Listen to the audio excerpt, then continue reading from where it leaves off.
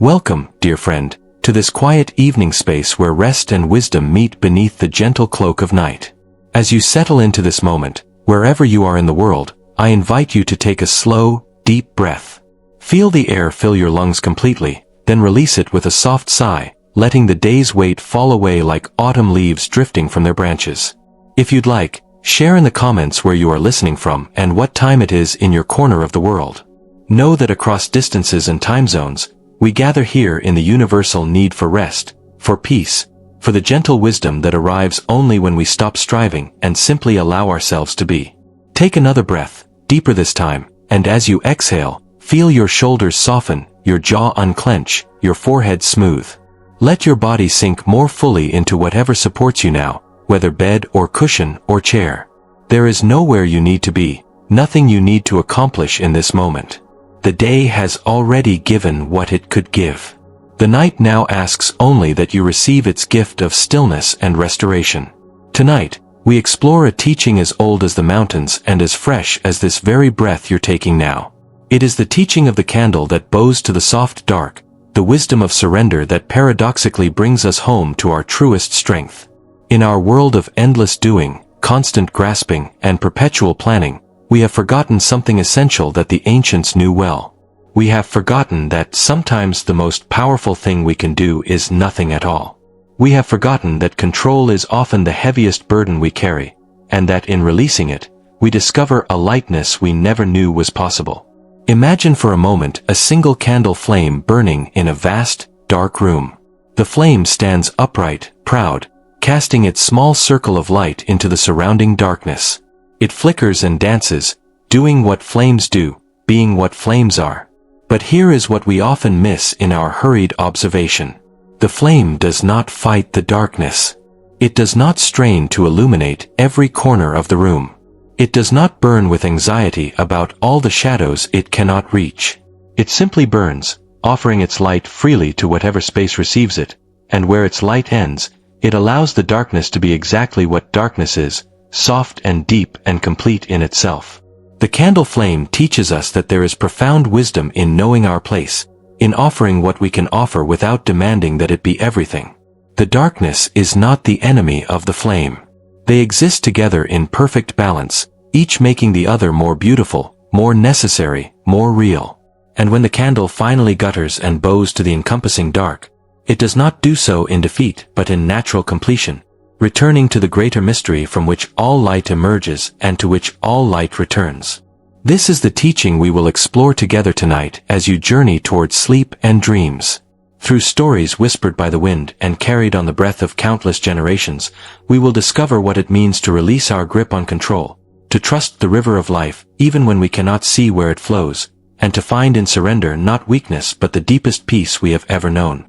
Let us begin with a story from a mountain monastery where the mist clings to ancient pines and time itself seems to move more slowly, as if the very air understands the value of patience. There was once a young monk named Kenji who came to the monastery with a heart full of devotion and a mind crackling with ambition. He wanted to become enlightened, wanted it more than he had ever wanted anything in his life.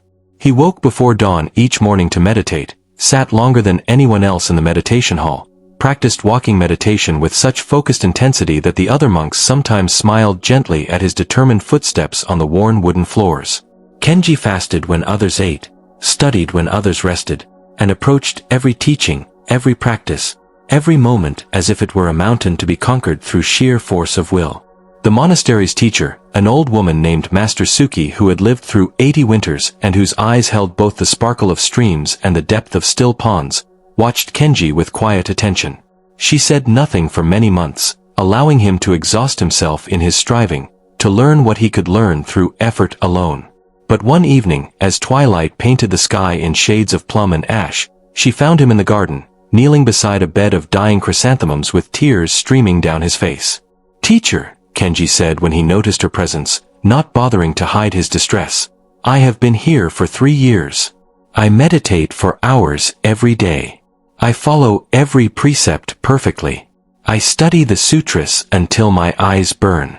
But I am no closer to enlightenment than when I arrived. I feel nothing but exhaustion and failure. What am I doing wrong?" Master Suki lowered herself slowly onto a nearby stone bench, her old knees creaking like branches in wind. She was quiet for a long time, so quiet that Kenji wondered if she had heard his question. The garden filled with the sounds of evening, crickets beginning their chorus, a distant bird calling one last time before night, the wind moving through bamboo with a sound like water flowing. Finally, Master Suki spoke. "Tell me, Kenji, have you noticed the candle in my quarters, the one I light each evening?" Kenji nodded, confused by the question but willing to follow where his teacher led. "Yes, teacher. It's a simple white candle in a brass holder." "And have you ever seen that candle struggle to burn?" Master Suki asked, a small smile playing at the corners of her mouth. "Struggle to burn?" Kenji repeated. "I don't understand. A candle either burns or it doesn't." "Exactly," Master Suki said softly. "A candle does not try to burn. It does not clench itself with effort, does not strain toward brightness, does not worry about whether it is burning correctly or brightly enough or long enough. When conditions are right, when wick meets flame, it simply burns. That is its nature. And when the wax is consumed, when the moment for burning has passed, it allows itself to go out. It bows to the darkness without resistance, without feeling it has failed." She paused, letting her words settle into the evening air. "You, my dear student, are trying to force enlightenment the way someone might try to force a flower to bloom by pulling open its petals. You are so busy reaching for awakening that you cannot receive it. You are so focused on becoming something other than what you are that you cannot recognize the Buddha nature already present in this very moment of striving, in this very moment of tears and exhaustion and honest questioning." Kenji felt something crack open in his chest, a feeling like ice breaking in spring. "But teacher, if I don't strive, if I don't push myself, how will I ever progress? How will I ever achieve what I came here to find?" Master Suki reached out and placed her weathered hand on a dying chrysanthemum, its petals brown and curling inward. This flower did not achieve its blooming through struggle. It opened when it was time to open. It is dying now, and it does not resist that dying. It does not cling to summer. It allows autumn to be autumn, trusts winter to be winter. The flower knows something you have forgotten. It knows that life lives itself through us. We do not need to force the river to flow. We need only to stop damming it with our fear and control. That night, Kenji sat in the meditation hall for only a brief time. Instead of forcing his mind into stillness, he simply sat, allowing thoughts to come and go like clouds across the sky. He noticed the ache in his knees without trying to make it disappear. He heard the monastery settling into sleep around him, boards creaking, distant footsteps, the sound of someone coughing in a far corridor. He felt the rise and fall of his breath without trying to control its rhythm. And in that simple allowing, in that gentle surrender to what already was, something shifted. Not enlightenment perhaps, not some dramatic awakening, but a small opening, a momentary glimpse of the peace that exists when we stop fighting with reality. From that night forward, Kenji practiced differently. He still meditated, still studied, still followed the monastery's rhythm. But he did so with a lighter touch, with less grasping, with more trust in the unfolding of his path. Some days he felt clear and present. Other days his mind was a storm. He learned to bow to both states with equal respect, understanding that the point was not to control his experience but to meet it fully, whatever it was.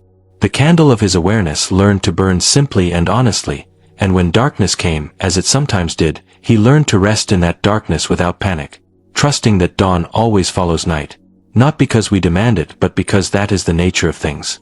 Let this story settle into you now like warm tea spreading through your body. Feel how Kenji's journey mirrors your own in some way. Notice where in your life you are striving, forcing, trying to make things happen through sheer will. And consider, just for this moment, what it might feel like to stop pushing quite so hard, to trust that the river knows where it's going even when you cannot see around the next bend. There is no need to change anything right now. Simply notice, and let that noticing be enough. Breathe slowly, feeling your breath move through you without any effort on your part. Your body breathes itself. Your heart beats itself. Life lives itself through the miracle of your existence. You do not need to manage every moment, control every outcome, force every door to open. Sometimes the most profound practice is simply to stop, to rest, to allow the candle of your striving to bow for a moment to the soft, accepting darkness of not knowing, not controlling, not doing. Let us continue with another story, this one from a village nestled in a valley where a river ran swift and clear between banks lined with willow trees whose branches trailed like green hair in the water. In this village lived a potter named Yuki who was renowned throughout the region for her beautiful work. Her bowls were perfectly symmetrical, her vases elegantly shaped, her teacups balanced and lovely in the hand. People came from distant towns to purchase her ceramics, and she took great pride in her craft, in the precision of her technique, in the mastery she had developed over decades at the wheel. Yuki had a particular method of working. She planned each piece carefully before beginning, sketching designs, calculating proportions, determining exact measurements. At the wheel, her hands moved with practiced authority, shaping the clay according to her vision. If a piece began to develop in a way she hadn't planned, she would scrape it down and start again. Control was everything to her. Control was how she created beauty. One spring, a traveling monk stopped at Yuki's workshop. He was an elderly man with kind eyes and a simple brown robe worn thin from years of walking. He stood in the doorway watching her work for some time before speaking.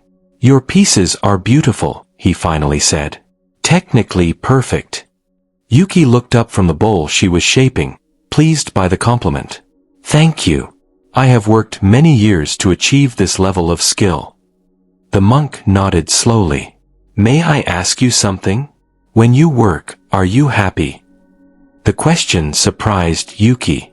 She paused, her wet hands hovering over the spinning clay. "Happy. I am satisfied when a piece turns out well. I am pleased when my skill produces what I intended. But in the making itself," the monk pressed gently, "in the moment of creation, are you at peace?" Yuki felt something uncomfortable stir in her chest. The truth was that she was rarely at peace when working. She was focused, intent, often frustrated when the clay didn't behave exactly as she wished. She was constantly vigilant, constantly controlling, constantly working against the natural tendencies of the material to impose her will upon it. "The clay must be mastered," she said finally. "It must be shaped according to skill and intention. Otherwise, there is only chaos." The monk smiled gently. "May I show you something?" He picked up a lump of clay from her work table and moved to the wheel. "May I?" Yuki gestured her permission, curious despite herself. The monk sat at the wheel, his old body settling onto the stool with surprising grace. He centered the clay quickly, with a touch so light Yuki almost couldn't see how he managed it. Then his hands simply rested on the spinning form, moving slightly, following rather than forcing, listening rather than dictating. What emerged was nothing like Yuki's perfect, symmetrical pieces. The pot that grew under the monk's hands was slightly irregular, one side rising a bit higher than the other, the rim wavering gently like the edge of a leaf. But there was something about it that made Yuki's breath catch. It had a life to it, a quality of movement and spontaneity that her own technically perfect pieces lacked. It looked as if it had grown rather than been made, as if the clay itself had decided what shape it wanted to be, and the monk's hands had simply midwifed that becoming. "You see," the monk said softly as the pot spun slowly on the wheel, "I do not fight with the clay. I listen to it. When it wants to rise, I let it rise. When it wants to curve, I curve with it. My hands guide, yes, but they also follow. We create together, the clay and I, each bringing what we have to offer, neither dominating the other." He took the pot off the wheel and placed it gently on the drying board beside Yuki's perfect bowls. In the comparison, something became starkly clear.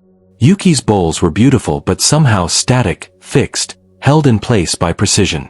The monk's pot seemed to breathe, to move even in stillness, alive with the energy of collaboration between human intention and material nature. "But it's not perfect," Yuki said, though her voice held less conviction than she expected. "It's asymmetrical. The rim isn't even. Perfect according to what? The monk asked. According to a ruler, yes, you are right. But according to the nature of clay, according to the wisdom of water and earth mixing, according to the truth of how things actually want to be, perhaps it is more perfect than perfection. He bowed to her then and continued on his way, leaving Yuki standing in her workshop surrounded by her immaculate inventory and the one irregular pot that seemed to glow with a light her own pieces didn't possess. For days, Yuki couldn't stop thinking about what the monk had shown her. She tried to work in her usual way, but now she noticed the tension in her shoulders, the clenching in her jaw, the constant war between her will and the will of the material. She noticed how exhausting it was to maintain such rigid control, how much energy it took to force the clay into submission moment after moment.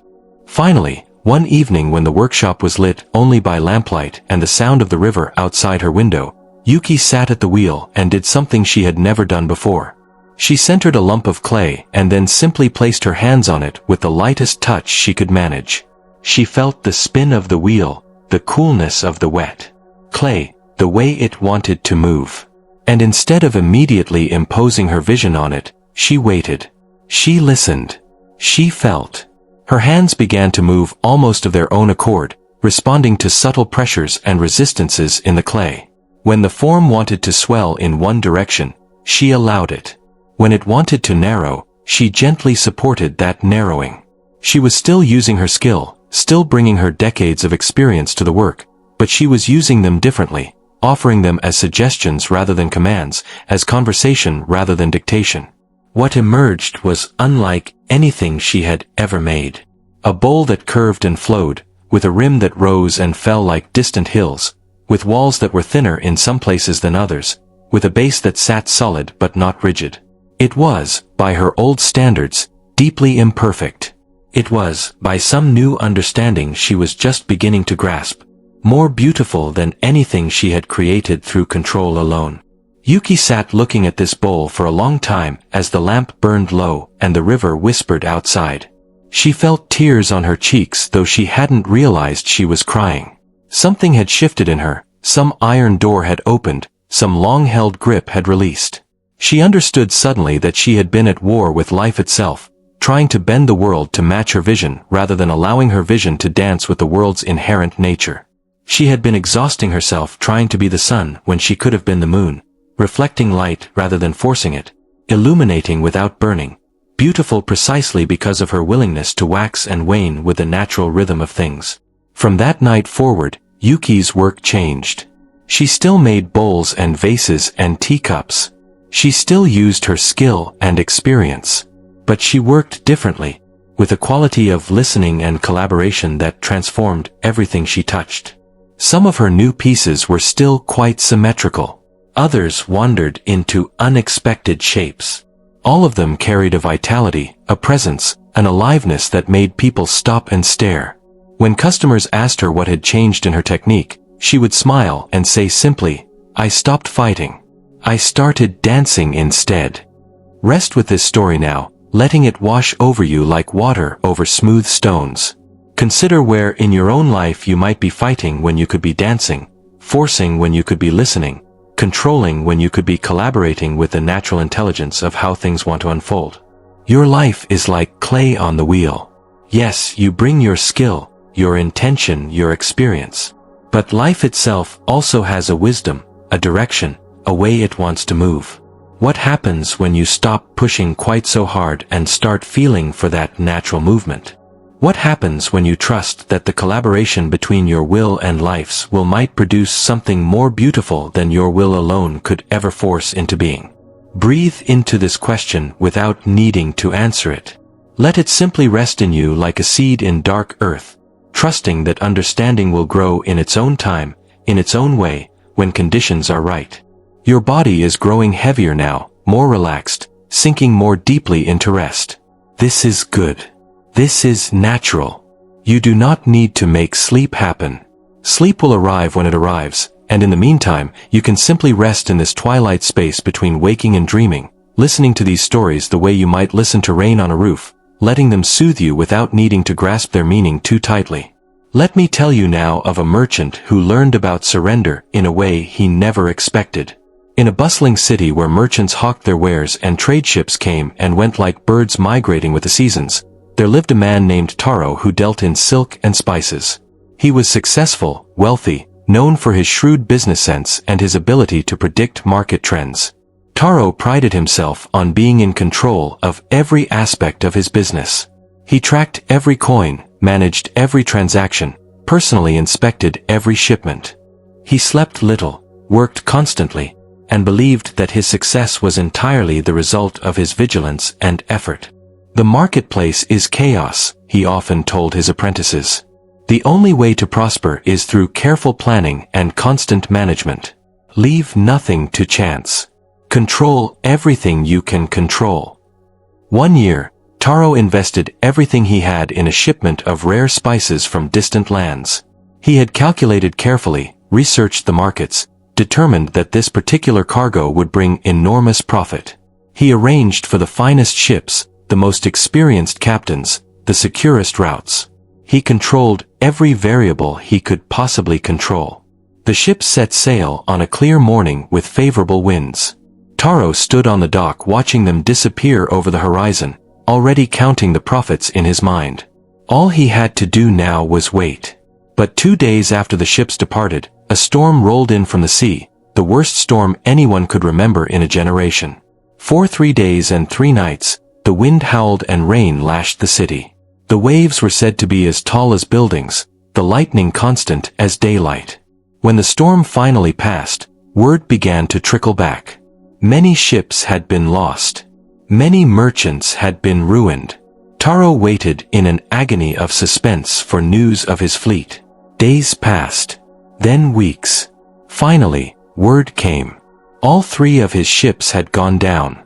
Every crate of spices, every bolt of silk, every coin of his investment, lost to the depths of the ocean. In a single storm, Taro had been financially destroyed. He fell into despair. For days, he didn't leave his house. He had done everything right, controlled everything he could control, and still disaster had struck. What was the point of any of it? How could he ever trust anything again when the universe could so capriciously destroy years of careful work in a matter of hours? One morning, unable to bear the walls of his house any longer, Taro walked out into the city without destination or purpose. His feet carried him through neighborhoods he rarely visited, past the wealthy districts into poorer areas where life was simpler, harder, less cushioned by success. Eventually, he found himself at a small temple on the outskirts of the city, a modest building he had never noticed before despite having lived in the city all his life. An old priest was sweeping the temple steps. He looked up as Taro approached and immediately set aside his broom. "You are carrying a great weight," the priest said, though they had never met. "Would you like to rest here for a while?" Something in the priest's voice, a quality of gentleness without pity, made Taro's careful control crumble. He found himself telling the priest everything, his loss, his despair, his fury at the injustice of it all. The priest listened without interrupting, his face calm and attentive. When Taro finally fell silent, exhausted by his own story, the priest gestured to the temple garden, visible through an open gate. "Come," he said. "Let me show you something." They walked into the garden, which was simple but beautifully tended. The priest led Taro to a particular tree, a cherry tree that grew at an odd angle, its trunk curved almost parallel to the ground before turning upward toward the sky. "This tree was planted by my teacher 40 years ago," the priest said. "When it was just a sapling, a great typhoon came through. The wind bent the tree, almost to breaking. My teacher found it the morning after the storm, curved nearly flat against the earth. He thought surely it was dead or would need to be cut down. But he decided to wait, to see what the tree would do." The priest placed his hand on the unusual trunk. The tree did not die. Instead, it adapted to its new reality. It began to grow upward from its bent position, reaching for the sun from this new angle. Year by year, it grew stronger, more beautiful. Now look at it. People come from all over the city to see this tree because there is no other like it. Its unusual shape tells a story of survival and adaptation that a straight tree could never tell. He turned to look at Taro directly. You were like a straight tree, my friend. You believed that if you grew upward with enough force and determination, nothing could ever bend you. But life is wind and storm as much as it is sun and rain. The storm bent you, broke you, brought you to the ground. Now you have a choice. You can refuse this new reality, insist that you should still be standing straight, and in that resistance, wither and die. Or you can do what this tree did. You can accept that you have been bent, and from this new position, begin to grow again. Taro felt something shift inside him, like ice melting, like a fist unclenching. But I lost everything, he said, his voice breaking. All my careful plans, all my control, it meant nothing. It meant exactly what it meant, the priest said gently. It meant that you are human, living in a world where certainty is impossible and control is an illusion we maintain only until life shows us otherwise. You did not lose everything, my friend. You lost money and goods. You lost the illusion that you can control outcomes through effort alone. But you did not lose your skill, your intelligence, your capacity to begin again. And you gained something precious. You gained the knowledge of your own fragility, which is the doorway to compassion, both for yourself and for all other fragile beings struggling in this uncertain world. The priest paused, then added, the tree does not struggle against the storm while it is raging. It bends, it yields, it allows the wind to move through its branches without resistance. And when the storm passes, the tree is often still standing, perhaps bent, perhaps broken in places, but alive, ready to grow again. You tried to stand rigid against life's storm. You thought control would protect you. But rigidity breaks, my friend. Only flexibility survives.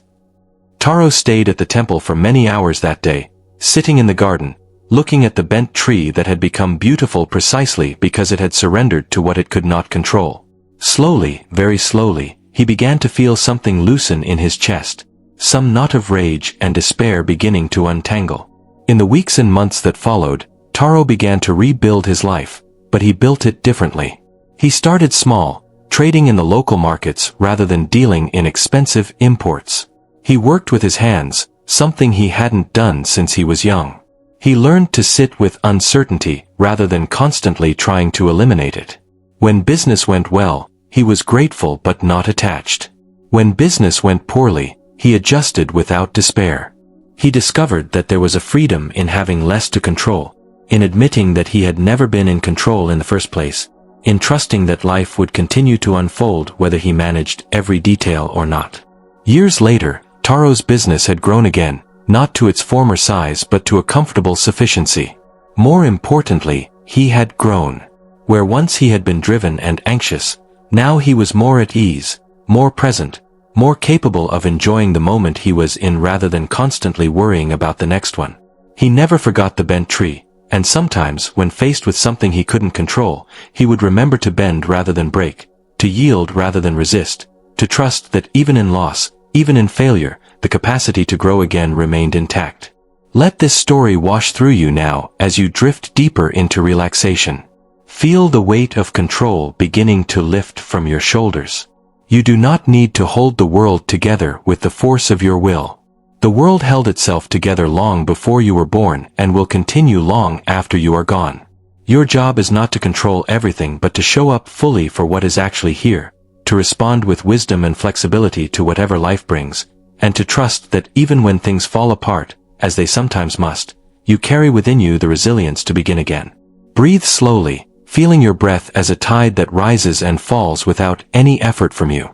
This is the rhythm of surrender, the natural flow of giving and receiving, of doing and allowing, of holding on and letting go.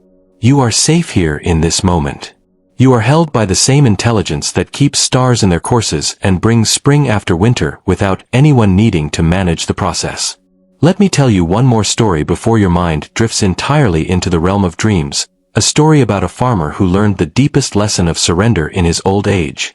In a rural province where rice fields stretched like mirrors reflecting sky, there lived an old farmer named Hiroshi who had worked his land for more than 70 years. He knew every stone in his fields, every curve of the irrigation channels, every tree on the boundaries of his property. He had spent his life in constant negotiation with the weather, the seasons, the soil, doing everything he could to coax good harvests from the earth. Hiroshi had seen many seasons. Years of plenty and years of drought. Years when the rice grew so thick you could barely walk between the stalks, and years when disease or insects destroyed the crop before it could be harvested. Through it all, Hiroshi had worked, planned, adapted, tried. He had dug new channels when the old ones failed. He had built walls to protect his fields from flooding. He had experimented with different planting times, different varieties of rice, different methods of cultivation. His whole life had been an exercise in trying to outsmart uncertainty, in attempting to create stability in an inherently unstable world. Now, in his old age, Hiroshi was tired. His bones ached. His hands, once so strong, trembled with the slightest effort. He knew he didn't have many planting seasons left in him, and he had begun to wonder what his life had all been for. Yes, he had fed his family. Yes, he had kept his land. But had he ever truly succeeded in controlling anything? Looking back across 7 decades, he saw that luck had mattered as much as effort, that forces beyond his influence had shaped outcomes at least as much as his careful planning had. So what had all his struggle accomplished? One evening, unable to sleep, Hiroshi walked out into his fields under a sky full of stars. The rice had been harvested weeks before, and the fields lay empty, stubble poking up from the mud, everything bare and waiting for the cycle to begin again with the next planting season. The autumn air was cool on his face, and he breathed it in deeply, feeling a strange mixture of peace and melancholy. As he stood there in the darkness, he heard footsteps approaching. Turning, he saw a figure walking toward him along the raised path between the fields. As the figure drew closer, Hiroshi recognized the silhouette of a monk, a wandering teacher who sometimes passed through the province. "Venerable one," Hiroshi greeted him with a slight bow. "You travel late." "As do you, farmer," the monk replied with a gentle smile in his voice. "Though I travel toward the next village, and you seem to be traveling somewhere else entirely." Hiroshi laughed softly, surprised by the observation. "I suppose I am. I'm traveling toward understanding, though I'm not sure I'm any closer to it than when I started." "Tell me," the monk said, settling himself on the edge of the path as if he had all the time in the world. "What is it you seek to understand?" And so Hiroshi found himself telling this stranger about his life, his efforts, his doubts. "I look back across all these years," he said, "and I wonder what I was doing. I was always trying to control things that couldn't be controlled, always fighting against the nature of life itself. The weather comes whether I will it or not. The seasons turn without consulting me. The rice grows or it doesn't, and my frantic efforts make less difference than I thought. So what was the point of it all?" The monk was quiet for a long time, looking out across the empty fields. When he finally spoke, his voice was soft, almost lost in the sound of wind through dry stalks. "Tell me, farmer, when you plant rice in the spring, do you believe you are making the rice grow?" Hiroshi considered. "No. I prepare the soil, plant the seeds, maintain the water in the paddies. But the growing itself, that's not something I do. The seed knows how to become a plant. I just provide conditions." "Exactly," the monk said. "You provide conditions. You participate in the process. But you don't control it. You never did. And yet, without your participation, there would be no harvest. Do you see? You were never meant to control the rice growing. You were meant to dance with it, to work in partnership with forces much larger than yourself." He paused, then continued. "Here is what you may have missed, my friend. All these years, you thought you were fighting against life. But you were actually collaborating with it. Every time you dug a channel, every time you planted a seed, every time you watched the sky for signs of rain, you were in conversation with the way things are. You were learning the language of earth and water and season. Yes, sometimes the conversation was difficult. Sometimes what you suggested, the world declined.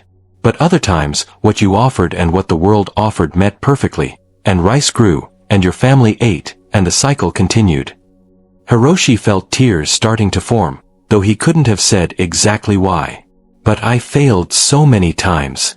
So many crops lost, so many seasons of struggle. Did you? The monk asked gently. Or did you simply learn that failure is part of the conversation too?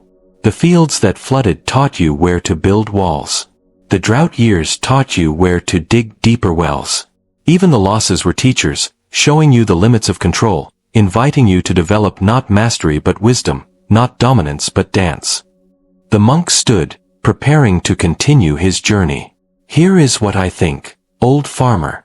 I think you spent your whole life learning the most important lesson any of us can learn. You learned that surrender is not giving up. Surrender is giving in to the way things actually are rather than insisting they be the way we wish they were. You surrendered to the seasons by planting when it was time to plant and resting when it was time to rest. You surrendered to the rain by working with it rather than cursing it. You surrendered to the rice by learning its needs rather than demanding it adapt to yours. And in all that surrendering, in all that yielding, you created something beautiful. You fed people. You cared for land. You lived in right relationship with the world. That is not failure, my friend. That is wisdom. After the monk had disappeared into the darkness, Hiroshi stood alone in his fields for a long time. Something had settled in him. Some question he hadn't even known he was asking had finally been answered. He had spent his life thinking he was supposed to control outcomes, and all along, his real task had been much simpler and much more profound. His task had been to show up, to participate, to offer what he could offer, and then to let the world respond in its own way, teaching him through both success and failure, prosperity and loss, easy seasons and hard ones. In his remaining years, Hiroshi continued to farm, but he farmed differently, with less anxiety and more presence, with less grasping and more acceptance. When the crops were good, he was grateful. When the crops were poor, he adapted. He had learned something that only decades of life could teach.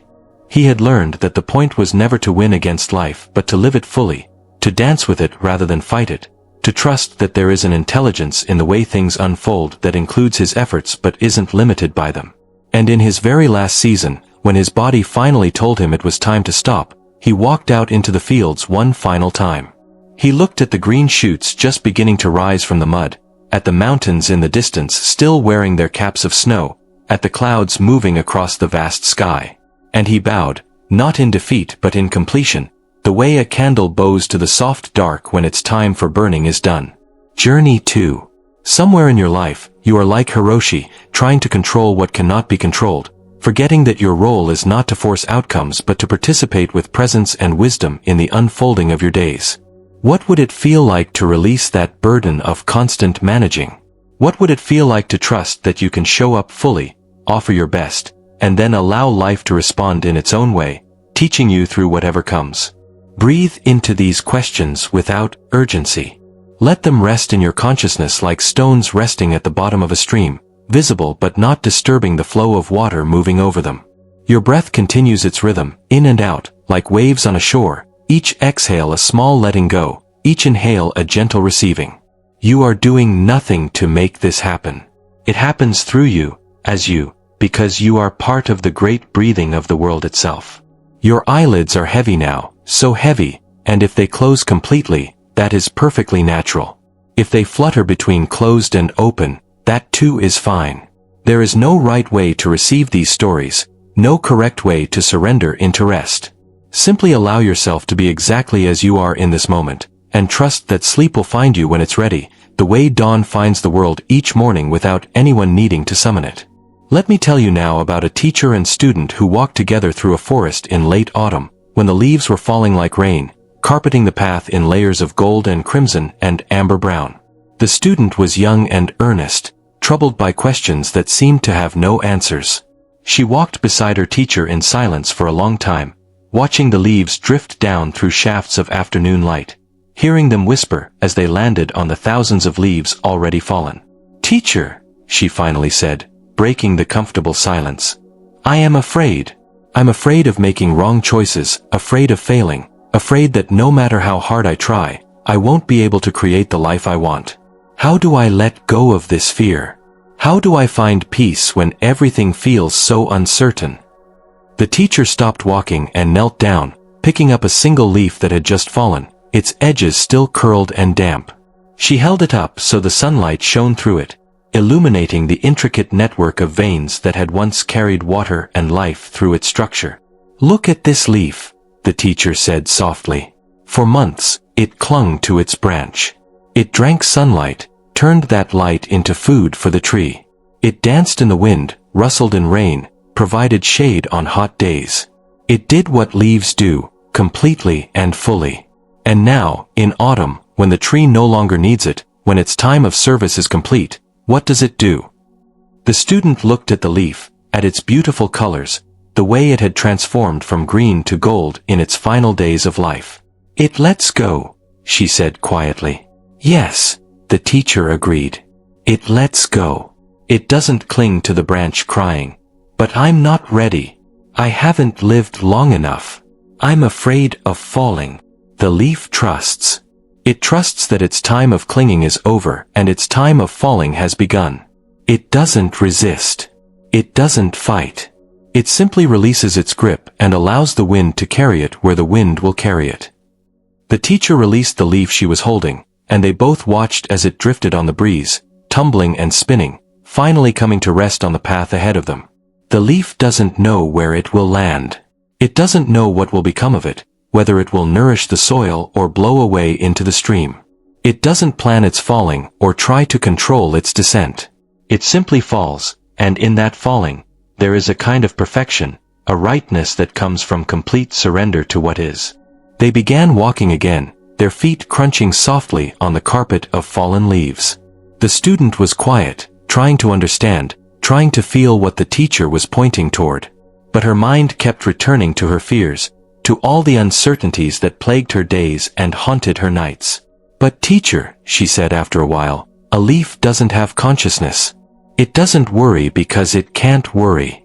How can I possibly surrender like that when my mind is constantly imagining all the things that could go wrong?"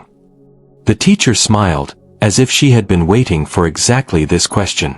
"Your mind imagines all the things that could go wrong. This is true. But let me ask you something. In all your years of worrying, in all your hours of planning and trying to control outcomes, has your worry ever prevented something difficult from happening?" The student thought about this.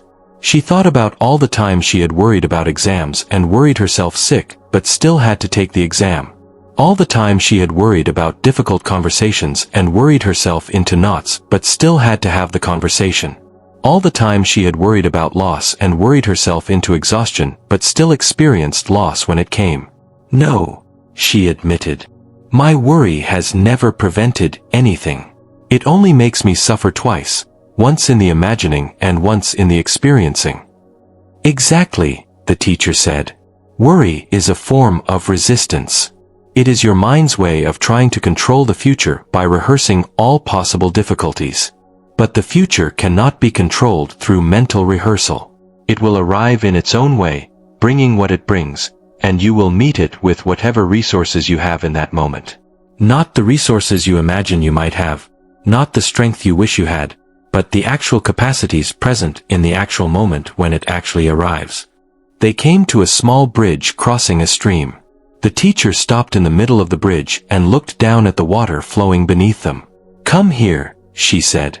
"Look at the water." The student joined her teacher at the railing, watching the clear water move around rocks and over small falls, constant and unstinting in its flow. Some parts of the stream moved quickly, rushing and turbulent. Other parts were slow and deep, almost still. But all of it kept moving, kept flowing, never hesitating, never stopping to worry about what lay around the next bend. "The water doesn't know where it's going," the teacher said. "It doesn't have a map. It doesn't plan its route or worry about obstacles. It simply flows. When it meets a rock, it doesn't stop and lament, 'Why is there a rock here? This ruins everything.' It flows around the rock. When it comes to a cliff, it doesn't panic and refuse to move forward. It falls, becoming a waterfall, transforming obstacle into beauty. The water trusts its own nature, which is to flow, and it trusts that flowing, truly flowing without resistance, will take it where it needs to go. The student watched the water for a long time, trying to feel what the teacher was pointing toward. Slowly, something began to shift in her understanding. So you're saying I should just stop caring? Stop trying? Just let whatever happens happen? No, the teacher said firmly. I'm not saying stop caring or stop trying. I'm saying stop resisting. Stop fighting against the truth that you cannot control everything.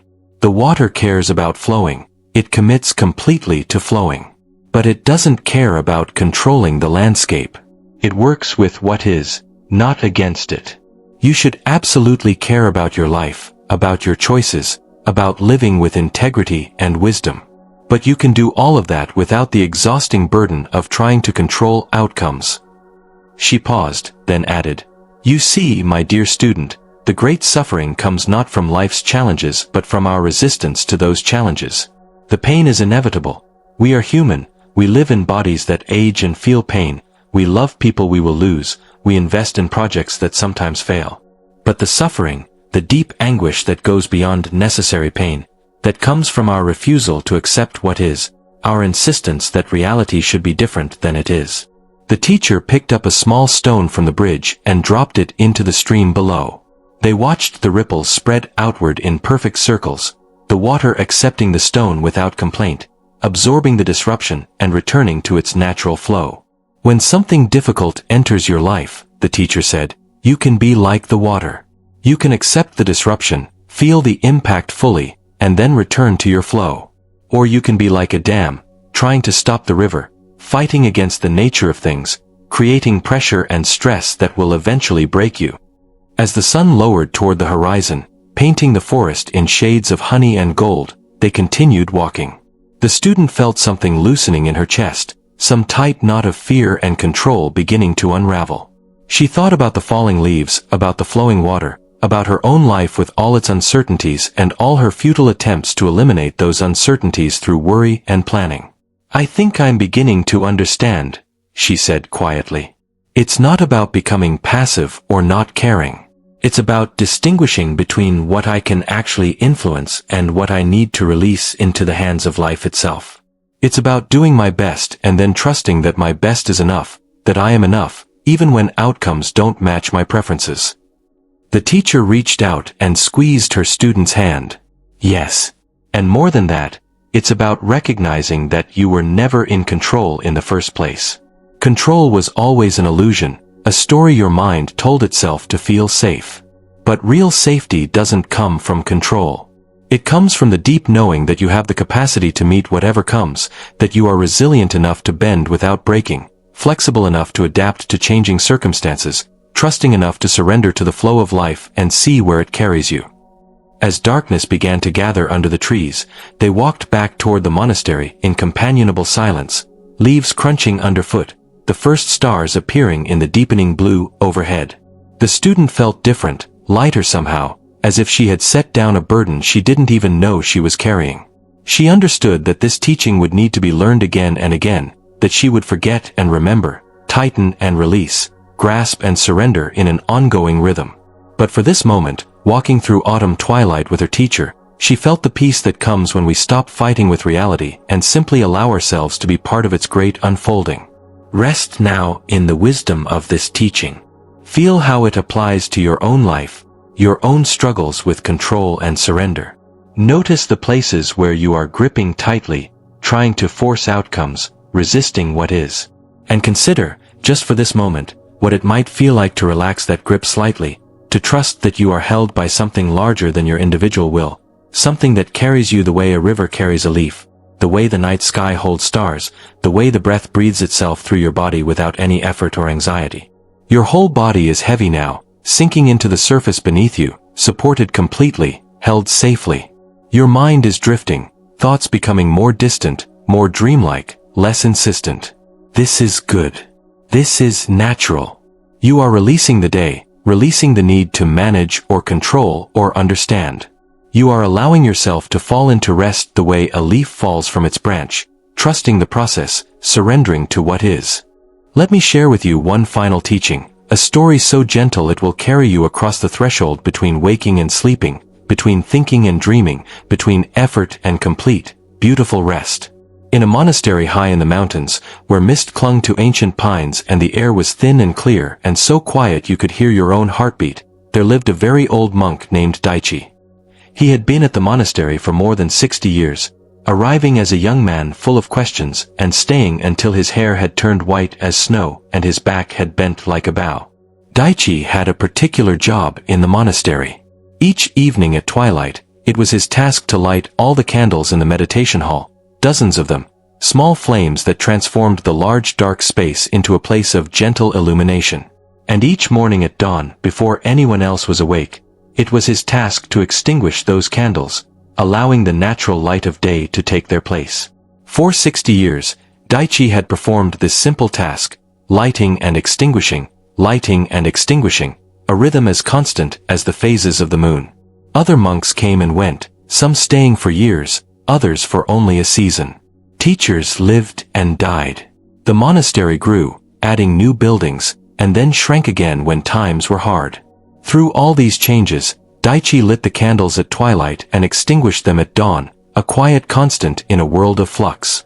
One evening, as Daichi was making his way around the meditation hall with his long taper, lighting candle after candle from the single flame he carried, a young monk who had arrived at the monastery only the week before stopped to watch him work. "Excuse me, grandfather," the young monk said, using the respectful title for elders. "May I ask you a question?" Daichi paused in his work and smiled. His face was deeply lined, each wrinkle a river carved by decades of living, but his eyes were clear and kind. "Of course, young one. Ask what you wish to know." "I've been watching you light these candles every evening since I arrived," the young monk said. "And I wonder, doesn't it make you sad? You work so carefully to light them all, to create this beautiful glow, and then in just a few hours, you must extinguish them. All that light, all that beauty gone. Don't you ever wish the candles could burn forever?" Daichi looked around the hall at the candles he had just lit, at the way their flames danced and swayed, each one unique in its movement, casting soft shadows on the walls. He was quiet for a long time before answering. "Come with me," he finally said to the young monk. "Let me show you something." He led the young monk to a particular candle, one that stood on a small altar near the center of the hall. "Watch this flame," Daichi said. "Tell me what you see." The young monk watched the candle flame carefully. It was a simple white candle, the flame steady and bright, casting a pool of light around its base. "I see, a flame burning," he said, uncertain what the old monk wanted him to notice. "Yes, but look more closely," Daichi encouraged. "The flame is not a thing. It is a process. It is wax becoming gas, gas becoming light and heat, energy transforming from one form to another. The flame doesn't exist except in this constant transformation, this continuous letting go. Every moment, the candle releases a bit of itself into light. And in that releasing, in that constant surrender, there is beauty and purpose." He paused, watching the flame with an expression of deep affection. "Now, suppose the candle could think and feel. Suppose it worried about burning, about being consumed, about the fact that each moment of light brings it closer to the moment when it will no longer exist as a candle. What would happen?" The young monk considered this. "The candle would suffer. It would be afraid of its own nature." "Exactly," Daichi said softly. "The candle would suffer. But the candle doesn't worry. It simply burns. It gives its light freely, completely, holding nothing back. And when the time comes for its light to end, when the wax is consumed and the flame gutters and goes out, does the candle resist? Does it cling desperately to existence? No. It allows itself to bow to the darkness, to return to the larger mystery from which it came." He turned to face the young monk fully. "You ask if I'm sad to extinguish the candles each morning. But you misunderstand what I'm doing. I'm not ending something beautiful. I'm completing something beautiful. There is a time for candlelight and a time for daylight.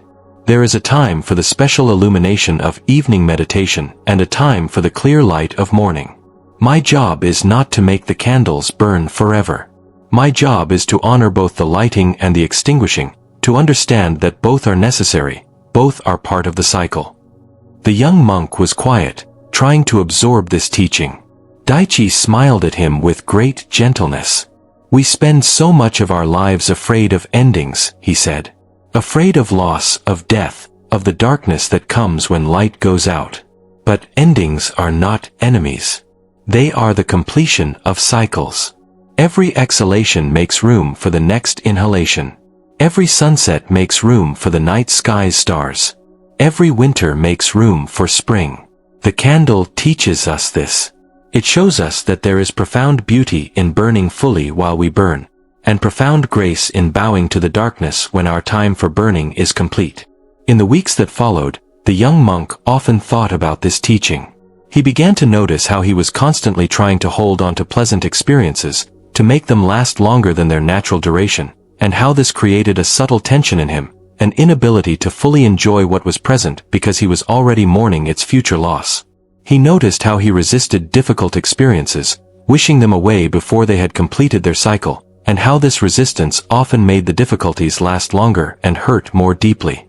One morning, he woke early and went to the meditation hall to watch Daichi extinguish the candles. He saw how the old monk moved from candle to candle with the same care and attention he brought to lighting them. There was no sadness in his movements, no regret. He extinguished each flame with a small breath or a dampened fingertip, and as he did so, he seemed to bow slightly to each one, acknowledging its service, honoring its completion. When all the candles were out and the hall was filled with the soft gray light of early dawn, Daichi noticed the young monk watching. He came over and stood beside him, looking out at the dark altar that had been so bright with candlelight just moments before.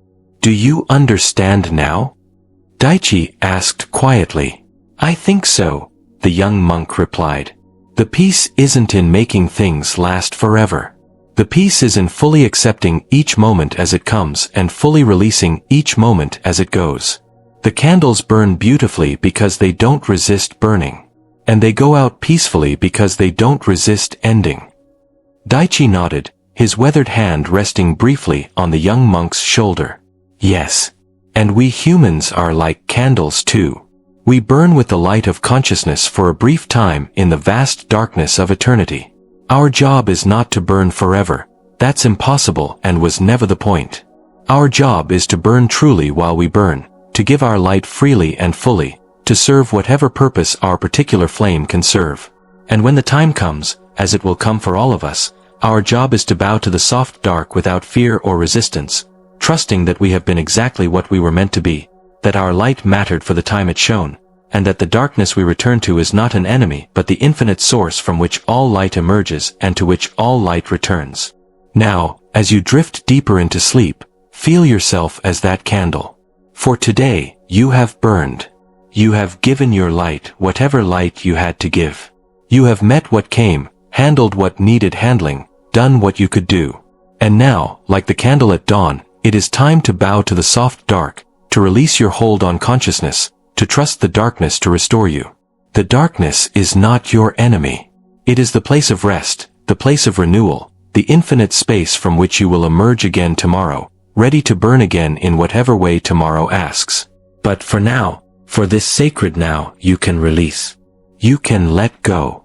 You can surrender completely to sleep and dreams and the deep mysterious healing that happens when we finally stop trying to stay lit and allow ourselves to go out.